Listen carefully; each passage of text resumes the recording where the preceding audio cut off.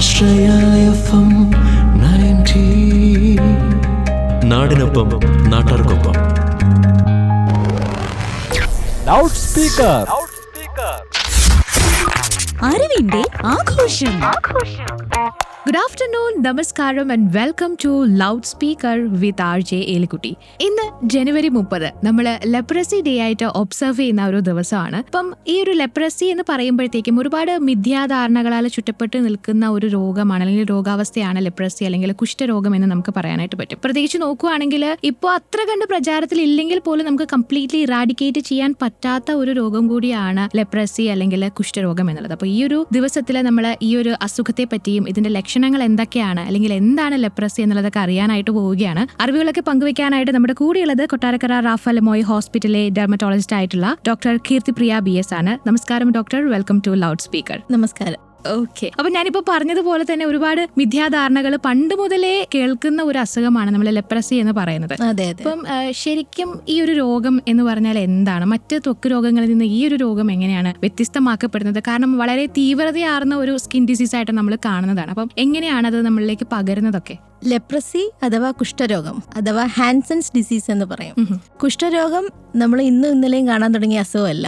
നമുക്ക് പുരാണങ്ങളിൽ, നമ്മുടെ ഗ്രന്ഥങ്ങളിൽ തന്നെ പരാമർശിച്ചിട്ടുള്ള ഒരു അസുഖമാണ് ലെപ്രസി അല്ലെങ്കിൽ കുഷ്ഠരോഗം. പണ്ട് കാലത്ത് ഇതിനെ ഒരു ജനറ്റിക്കലി ആയിട്ട് സ്പ്രെഡ് ചെയ്യുന്ന ഒരു അസുഖമായിട്ടാണ് കാണപ്പെട്ടിരുന്നത്, അല്ലെങ്കിൽ ഒരു ശാപം ഫലമായി കിട്ടുന്ന ഒരു അസുഖമായിട്ടാണ് ഇതിനെ കാണപ്പെട്ടിരുന്നത്. എന്നാൽ 1873 ഹാൻസൻസ് എന്നൊരു സയന്റിസ്റ്റ്, പുള്ളിക്കാരൻ ഇതിന്റെ രോഗകാരണം എന്താണെന്ന് കണ്ടുപിടിച്ചു. അത് മൈക്കോബാക്ടീരിയം ലെപ്പറെ എന്നൊരു ബാക്ടീരിയയാണ് ഈ അസുഖം ഉണ്ടാക്കുന്നത് എന്ന് കണ്ടുപിടിച്ചു. അതിനുശേഷമാണ് ഇതിന് വേണ്ടിയിട്ടുള്ള മെഡിസിൻസിന് വേണ്ടിയിട്ടുള്ള ഇന്നോവേഷൻസ് ആരംഭിക്കുകയും 1981 WHO ഇതിനു വേണ്ടിയിട്ട് മൾട്ടി ഡ്രഗ് തെറാപ്പി എന്നൊരു ട്രീറ്റ്മെന്റ് സ്റ്റാർട്ട് ചെയ്യുകയും ചെയ്തു.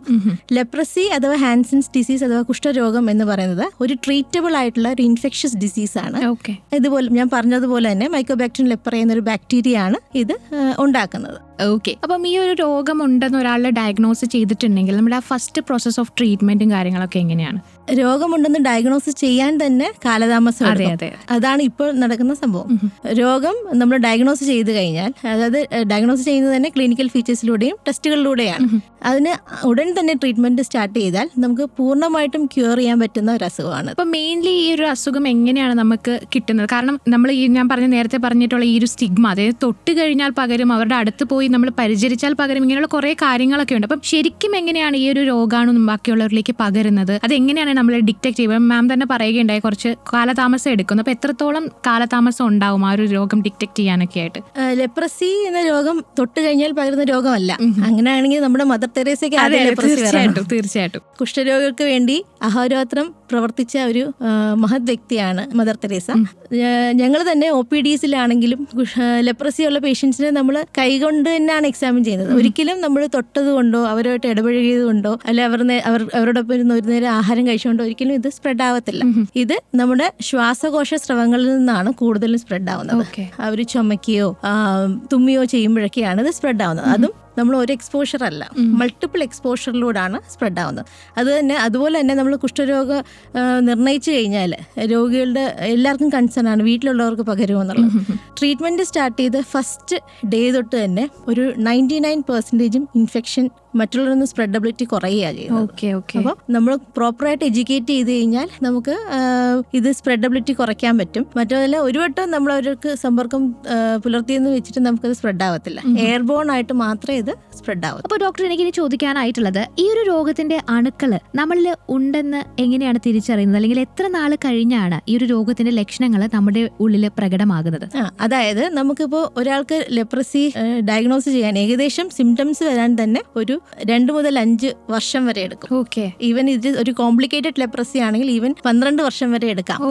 അപ്പം അത്രയും കാലതാമസം എടുക്കാം ഇത് ഡയഗ്നോസ് ചെയ്യാൻ. അപ്പൊ നമ്മുടെ ഈ ഒരു ട്രീറ്റ്മെന്റ് പ്രോസസ്സിലൂടെ ഇപ്പൊ എത്രത്തോളം ക്യൂറബിൾ ആണ്? അതെ, ട്രീറ്റ്മെന്റ് ഇപ്പൊ നമുക്ക് എഫക്റ്റീവ് ആയിട്ടുള്ള ട്രീറ്റ്മെന്റ്സ് അവൈലബിൾ ആണ്. ഞാൻ ഈ പറഞ്ഞ കണക്ക് മൾട്ടി ഡ്രഗ് തെറാപ്പി നമുക്കിപ്പോൾ എല്ലാ ഗവൺമെന്റ് ഹോസ്പിറ്റലും നമുക്ക് ഫ്രീ ആയിട്ട് തന്നെ ട്രീറ്റ്മെന്റ് അവൈലബിൾ ആണ്. 6 മാസം തൊട്ട് 12 മാസം വരെ ട്രീറ്റ്മെന്റ്. നമ്മളിപ്പം കോംപ്ലിക്കേഷൻ ഉള്ള കേസ് ആണെങ്കിൽ 2 വർഷം വരെ ട്രീറ്റ്മെന്റ് പ്രോപ്പറായിട്ട് എടുത്താൽ ഫുള്ളി ക്യൂർ ആവുന്ന ഒരു അസുഖമാണ്. അപ്പം എന്തൊക്കെ ഒരു ഏർലി സ്റ്റേജ് ഓഫ് സിംറ്റംസ് എന്തൊക്കെയായിരിക്കും? ഈ ഒരു രോഗമാണോ എന്ന് നമുക്ക് സംശയം തോന്നാനുള്ള സിംറ്റംസുകൾ എന്തൊക്കെയാണ്? നമുക്ക് ഫസ്റ്റ് ലെപ്രസി നമുക്ക് സ്പ്രെഡ് ആയത് നമുക്ക് അറിയാൻ പറ്റില്ല. ലക്ഷണങ്ങൾ കണ്ടു തുടങ്ങാൻ തന്നെ ഞാൻ ഈ പറഞ്ഞ കണക്ക് 2 മുതൽ 5 വർഷം വരെ എടുക്കും. സാധാരണമായി ശരീരത്തിൽ കാണപ്പെടുന്ന 3 മാസത്തിലധികമായി കാണപ്പെടുന്ന വെളുത്തതോ ചുമന്നതോ അല്ലെങ്കിൽ ബ്രൗൺ കളർ നിറമുള്ള ഷൈനി ആയിട്ടുള്ള പാടുകളാണ് തുടക്കം കാണുന്നത്. അപ്പോൾ അങ്ങനെ പാടുകൾ 3 മാസത്തോളം നിലനിൽക്കുകയാണെങ്കിൽ ഉടൻ തന്നെ നമ്മൾ അടുത്തുള്ള ഡെർമറ്റോളജിസ്റ്റിനെ കണ്ട് ചികിത്സ തേടേണ്ടതാണ്. അത് ലെപ്രസി ആണെന്നല്ല, നമുക്ക് ചിലപ്പോൾ ചില ഫംഗസ് ഇൻഫെക്ഷൻ അങ്ങനെ വരാം, വെള്ളപ്പാണ്ട് പോലത്തെ അസുഖങ്ങൾക്കും അങ്ങനെ വരാം.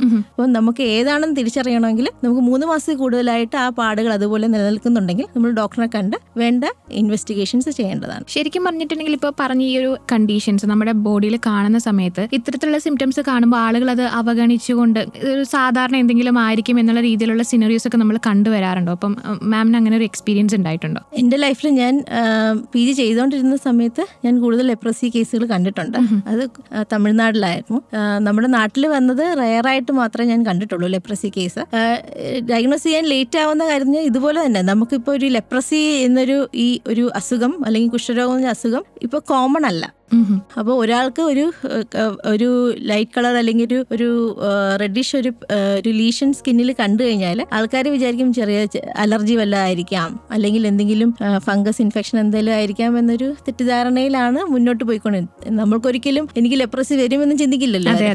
അതായിരിക്കാം കാരണം. ഓക്കെ, അതുപോലെ തന്നെ ഇപ്പം ഒരു പെർട്ടിക്കുലർ ഏജ് ഗ്രൂപ്പിനെ നമുക്ക് ഈ ഒരു അസുഖത്തിൽ കാറ്റഗറൈസ് ചെയ്യാൻ പറ്റുമോ? അതിപ്പം കുട്ടികളിലൊന്നും നമ്മൾ അത്രയധികം ഇത് കണ്ടു വന്നിട്ടില്ല. പ്രത്യേകമായിട്ട് ഇപ്പോൾ 5-6 വർഷം എടുക്കുമെന്നൊക്കെ പറയുമ്പോഴത്തേക്കും അത്രയെന്ന് പറയുമ്പോൾ അപ്പോൾ ചിലപ്പോൾ ബേബി ഉണ്ടായ സമയം തൊട്ട് ചിലപ്പോൾ ആ ഒരു രോഗാണു അവരിൽ ഉണ്ടായിട്ടുണ്ടാവണല്ലോ. കുട്ടികളും ലെപ്രസി ഉണ്ട്. ഓക്കെ, കുട്ടികളിലും ലെപ്രസി ഉണ്ട്. പക്ഷെ നമ്മുടെ ഇവിടെ കോമൺ അല്ല.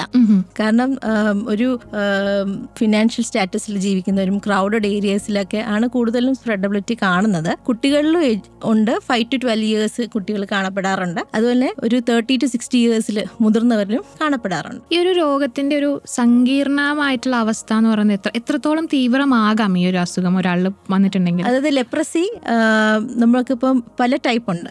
ട്യൂബർക്കുലോർ ലെപ്രസി ഉണ്ട്, ലെപ്രോമാറ്റസ് ലെപ്രസി ഉണ്ട്. ഈ ട്യൂബർക്കുലോർ ലെപ്രസി ആണെങ്കിൽ കുറച്ചും കൂടെ കാഠിന്യം കുറഞ്ഞ ലെപ്രസിയാണ്. ലെപ്രോമാറ്റസ് ലെപ്രസി എന്ന് പറഞ്ഞാൽ അതിന്റെ ലെപ്രസിയുടെ എല്ലാ കോംപ്ലിക്കേഷൻസും വരാൻ പറ്റുന്ന, ഡിഫോമിറ്റീസ് വരാൻ പറ്റുന്ന ഒരു സ്റ്റേജാണ്. അപ്പോൾ ലെപ്രസി കഴിവതും നേരത്തെ ട്രീറ്റ് ചെയ്തില്ലെങ്കിൽ ഇതിന്റെ കോംപ്ലിക്കേഷൻസിലോട്ട് എത്താം. അതായത് നമ്മൾ കണ്ടിട്ടുണ്ട് കുഷ്ഠരോഗികളെന്ന് പണ്ട് കാണുമ്പോഴേ നമ്മൾ യാചകരൊക്കെ വിരലുകളില്ലാതെ ഇരിക്കുന്നതാണ്. അതൊരു ഡിഫോമിറ്റിയുടെ ഭാഗമാണ്. അത് ലെപ്രസി പ്രോപ്പറായിട്ട് ട്രീറ്റ് ചെയ്യാതെ അതിന്റെ ഒരു കോംപ്ലിക്കേഷൻ സ്റ്റേജിലോട്ട് പോകുന്ന അവസ്ഥയിലാണ്. അതിനെ ക്ലോ ഹാൻഡ്, ഫുഡ് ഡ്രോപ്പ് ഉണ്ടാവാം. അതായത് ഞരമ്പുകളെയൊക്കെയാണ് ഇത് കൂടുതൽ ബാധിക്കുന്നത്. അപ്പം കണ്ണിനെ ബാധിക്കാം, ഞരമ്പുകളെ ബാധിക്കാം. അപ്പം അതുകൊണ്ട് അത് പ്രോപ്പറായിട്ട് ട്രീറ്റ് ചെയ്തില്ലെങ്കിൽ നമുക്ക് അംഗവൈകല്യം വരെ സംഭവിക്കാം. ഓക്കെ, അപ്പോൾ അതുപോലെ ഞാൻ നേരത്തെ സൂചിപ്പിച്ചതുപോലെ ഈ ഒരു സ്റ്റിഗ്മ, ഈ ഒരു അസുഖത്തെ പറ്റി കേൾക്കാത്ത കഥകൾ ശരിക്കും പറഞ്ഞിട്ടുണ്ടെങ്കിൽ അതുപോലെ ഒരുപാട് കഥകൾ സ്പ്രെഡ് ചെയ്യുന്ന ഒരു അസുഖം കൂടിയാണിത്. അപ്പം അതൊക്കെ എങ്ങനെയായിരിക്കും? ഈ ഒരു അസുഖം ഡയഗ്നോസ് ചെയ്ത ആളുകളിൽ എത്രത്തോളം അത് ഇമ്പാക്ട് ചെയ്തിട്ടുണ്ടാവും? അപ്പം അവരുടെ ഒരു ക്യൂറബിലിറ്റിനെ ഒരു ക്വസ്റ്റ്യൻ ചെയ്യുന്ന ഒരു പോയിന്റ് ആയിരിക്കുമല്ലോ അങ്ങനത്തെ ഒരു കാര്യങ്ങൾ കേൾക്കുക എന്ന് പറയുന്നത്. അപ്പോൾ അതെങ്ങനെയായിരിക്കും അവരെ ഇമ്പാക്ട് ചെയ്യുന്നത്? അപ്പോൾ അവർക്ക് അതിന് വേണ്ടിയിട്ടുള്ള അവയർനെസ് എങ്ങനെയാണ് നമ്മൾ കൊടുക്കാറുള്ളത്?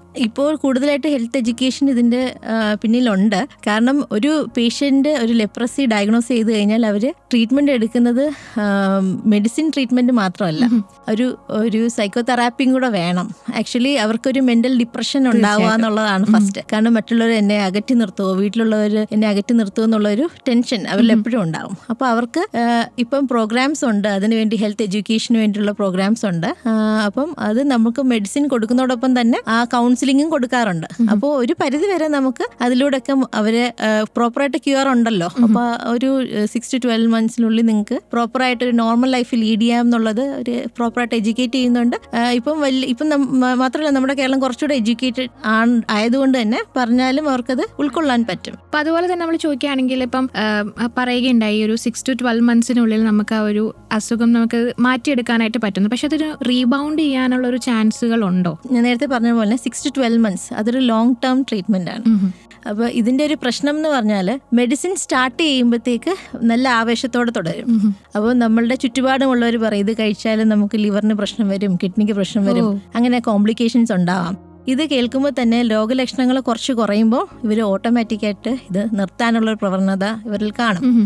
അത് പക്ഷേ ഏറ്റവും കൂടുതൽ കോംപ്ലിക്കേഷൻസ് ഉണ്ടാക്കാൻ റിയാക്ഷൻസ്, ലെപ്രസി റിയാക്ഷൻസ് എന്നൊരു സെക്ഷൻ ഉണ്ട്. റിയാക്ഷൻസ് ഉണ്ടാക്കാൻ ഇത് കാരണമാവും. മാത്രമല്ല ലോങ് ടേം ആയിട്ട് ഉപയോഗിക്കുന്നതുകൊണ്ട് തന്നെ ഇവർക്ക് അത് ഡെയിലി ഡോസ് മുടക്കാനുള്ള ടെൻഡൻസി കൂടുതലായിരിക്കും.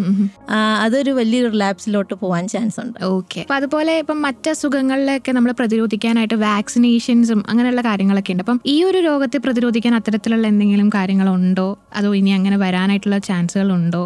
ഈ രോഗത്തിന് വേണ്ടിയിട്ട് വാക്സിൻസ് ഓൾറെഡി നേരത്തെ തന്നെ സ്റ്റാർട്ട് ചെയ്തിട്ടുണ്ട്. പക്ഷെ അത് എഫക്റ്റീവ് ആയിട്ടുള്ള വാക്സിൻസ് അല്ല, അത് പ്രോപ്പറായിട്ട് ഇതിന് ഇറാഡിക്കേറ്റ് ചെയ്യാനുള്ള വാക്സിൻസ് അല്ല. പക്ഷേ നമുക്കൊരു 2016 നമ്മൾ ഡൽഹിയിൽ തന്നെ ഒരു മൈക്കോബാക്ടീരിയം ഇൻഡിക്കസ് പ്രാനി എന്നൊരു വാക്സിൻ നമ്മൾ എസ്റ്റാബ്ലിഷ് ചെയ്തിട്ടുണ്ട്. അതിപ്പോൾ നൗ ഒരു ഹെൽത്ത് പ്രോഗ്രാമിന്റെ ഭാഗമായിട്ട് കൊടുക്കുകയും ചെയ്യുന്നുണ്ട്. അതുകൊണ്ടുള്ള യൂസ്ഫുൾനെസ് എന്ന് പറഞ്ഞാൽ നമ്മൾ ഈ ട്രീറ്റ്മെന്റ്, മെഡിക്കൽ ട്രീറ്റ്മെന്റിനോടൊപ്പം തന്നെ നമ്മൾ വാക്സിനോട് എടുക്കുകയാണെങ്കിൽ കോംപ്ലിക്കേഷൻസ് ഒരു പരിധി വരെ കുറയ്ക്കാൻ പറ്റും. മാത്രമല്ല നമുക്ക് എക്സ്പോസ്ഡ് ആയിട്ടുള്ള ആൾക്കാർ, ഹൗസ് കൂടെ ഉള്ള ഫാമിലി മെമ്പേഴ്സിനായാലും നമുക്ക് ഇതൊരു ട്രാൻസ്മിഷൻ അവോയ്ഡ് ചെയ്യാൻ വേണ്ടി നമുക്ക് വാക്സിൻസ് കൊടുക്കാവുന്നതാണ്. ഓക്കെ. അപ്പം ഈ ഒരു രോഗാവസ്ഥയിലുള്ള ആളുകളെ പരിചരിക്കുന്ന ആളുകൾ ഉണ്ടാവുമല്ലോ, അപ്പൊ അവരെന്തൊക്കെ പ്രിക്കോഷൻസ് ആണ് എടുക്കേണ്ടത്, മുൻകരുതലുകൾ എടുക്കേണ്ടത് എന്തൊക്കെയാണ്? അത് പരിചരിക്കുന്നവർ കൂടുതലായിട്ട് നമ്മൾ ചെയ്യേണ്ടത്, ഞാൻ ഈ പറഞ്ഞ കണക്ക് എയർബോൺ ഡിസീസ് ആയതുകൊണ്ട് തന്നെ നമ്മൾ മാസ്ക് ഉപയോഗിക്കുകയും അവരുടെ സ്രവങ്ങൾ കൈപ്പറ്റാൻ പ്രോപ്പറായിട്ട് അത് ക്ലീൻ ചെയ്യുകയും ഒക്കെ ചെയ്യുക. പിന്നെ ഇതുപോലെ തന്നെ വാക്സിൻസ് അവൈലബിൾ ആണ്, അത് യൂട്ടിലൈസ് ചെയ്യുക. ഓക്കെ. അപ്പം ജനറ്റിക്കലി ഇത് വരില്ല എന്ന് നമ്മൾ പറയുന്നുണ്ട്, പക്ഷെ അങ്ങനെ ചാൻസ് ഉണ്ട് അല്ലെങ്കിൽ ഈ ഒരു അസുഖമാണെന്ന് തിരിച്ചറിഞ്ഞിട്ടുള്ള ആളുകൾക്ക് കൊടുക്കാനുള്ള ഒരു മെസ്സേജ് എന്തായിരിക്കും? കാരണം പാനിക് ആവാനുള്ള ചാൻസുകൾ വളരെ കൂടുതലായിരിക്കുമല്ലോ. അപ്പം അവരോട് എന്താണ് ഡോക്ടർ പറയാനായിട്ടുള്ളത്? ലെപ്രസി ഡയഗ്നോസ് ചെയ്തവർക്ക് മെയിനായിട്ടുള്ളത് അവരോട് ഞാൻ പറയാനുള്ളത്, ഇതൊരു ഫുള്ളി ക്യൂറബിൾ ആവുന്ന ഒരു അസുഖമാണ്.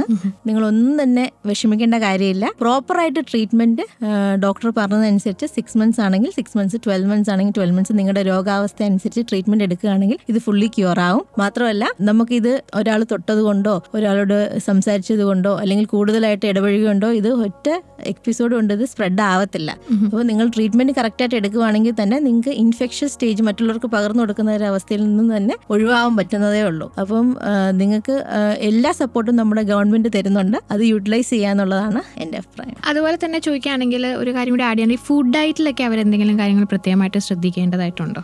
ഇത് ഫുഡുമായിട്ട് റിലേറ്റഡ് ആയിട്ടൊന്നും അല്ല, ഇതൊരു ഇൻഫെക്ഷ്യസ് ഡിസീസ് അല്ലേ, അപ്പോൾ അതിൻ്റെതായിട്ടുള്ള പ്രശ്നങ്ങളേ ഉള്ളൂ. ഫുഡുമായിട്ട് റിലേറ്റഡ് ആയിട്ട് ഇതിനകത്തൊന്നും പറയുന്നില്ല. അപ്പം ഈ ഒരു ദിവസത്തിന്റെ ഒരു പ്രാധാന്യത്തെ വെച്ചുകൊണ്ട് ഒരു ജനറലൈസ് ആയിട്ട് നമ്മുടെ പബ്ലിക്കിന് കൊടുക്കാൻ പറ്റുന്ന ഒരു മെസ്സേജ് എന്തായിരിക്കും?